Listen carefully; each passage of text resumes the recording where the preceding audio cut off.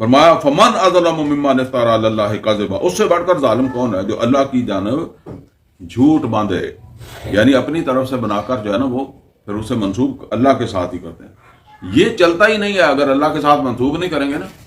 یہ آج بھی جتنی بدعتیں ہیں ان کو کہیں نہ کہیں سے جوڑنا پڑتا ہی ہے، مجبوری ہے جوڑنا، عام لوگوں کو مطمئن کرنا پڑتا ہے، عام لوگ پھر مطمئن ہو جاتے ہیں سن سنا کے۔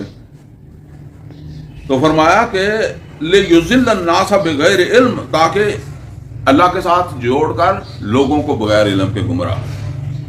یہ نوٹ کر لیں، آج یہ زیادہ تر مذہبی حوالے سے مذہبی اور یہ خاص طور پر پیر اور یہ آستانوں کے دین پر چلنے والے، یہ لوگوں کو بہت زیادہ گمراہ کرتے ہیں، اور یہ باتیں وہیں جا کر جوڑیں گے، کہیں نہ کہیں سے وہاں اس کو وہ فٹ کریں گے۔